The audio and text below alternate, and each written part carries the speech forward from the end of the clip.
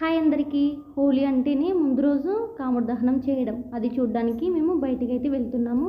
Night 8 ఇక్కడైతే start ఈ కాముడు దహనం చూడడం అయితే నేను ఫస్ట్ సారి, అది కూడా నిజామాబాద్లోనే చూస్తున్నా. ఊర్లో అయితే ఎప్పుడు కూడా చూడలేదు. చిన్నప్పుడు నేను ఆడుకోవడానికి వెళ్ళేదాన్ని, కానీ కాముడు దహనం చేసే అంతవరకు ఉండేదాన్ని కాదు. ఇక్కడ అంటే 8 దహనం చేస్తున్నారు, కానీ ఊర్లో అయితే అంత తొందరగా అస్సలు చేయరు. నైట్ 11-12 అట్లా చేస్తారు కాబట్టి అంతవరకు మేము ఉండేవాళ్ళం కాదు. చిన్న చిన్న 2 బొమ్మలు అయితే తీసుకొని వెళ్ళి అక్కడ వేసి వచ్చేవాళ్ళం. మళ్ళీ తెల్లారి అక్కడ నుండి బూడిద అయితే తీసుకొని వచ్చేవాళ్ళము.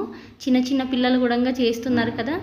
మన ఊర్లో అయితే ఒక్క దగ్గరనే కాముడు దహనం చేస్తారు. సిటీలో అయితే వాడకొకటి పెట్టేసుకున్నారు. మేము అక్కడ బొమ్మలు చేసుకొని వెళ్ళే వాళ్ళం అని చెప్పాను కదా. ఇక్కడనైతే అవన్నీ ఏం కనిపించలేదు నాకైతే. మరి ఇక్కడ చేస్తారో చేయరో తెలియదు.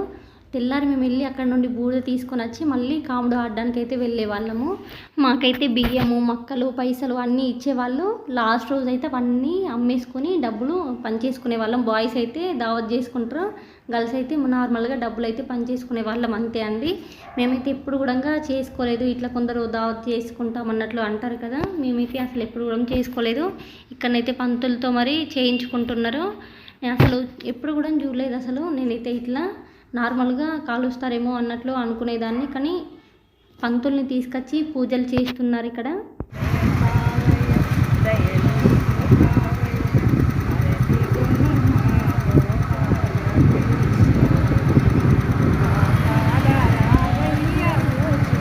సాంగ్స్ అయితే ఇంకా మంచిగా పాడుతున్నారు.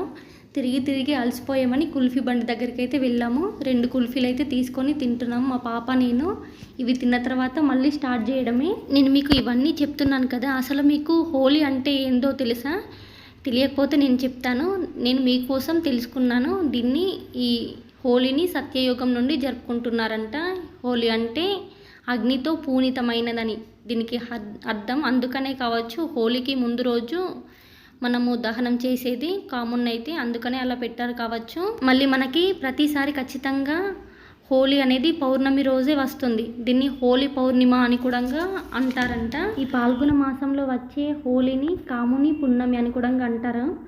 మనము ఈ కాముడాటనైతే ఆడతాం కదా ఈ మాసంలో అయితే, అందుకని దీన్ని కాముని పున్నమి అని కూడా అంటారంట. మనమైతే హోలీని రకరకాల కలర్స్తోని, టమాటాలతోని, ఎగ్గులతోని ఆడుకుంటాం కదా. పూర్వం ఇలా కాదంట, రకరకాల పువ్వులని మీద చల్లుకుంటూ ఆడుకునేవారంట. మళ్ళీ మనకి హోలీ అంటే గుర్తుకొచ్చేది రాధాకృష్ణ.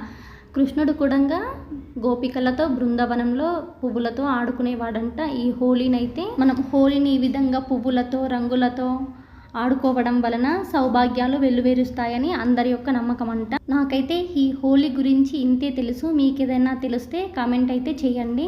అలాగే మీరందరూ హోలీ జరుపుకున్నారా? చాలా ఎంజాయ్ చేశారా? ఎంతమంది పైన ఎన్ని ఎగ్స్ పలిగాయి, ఎన్ని టమాటాలు పలిగాయో కామెంట్ చేయండి.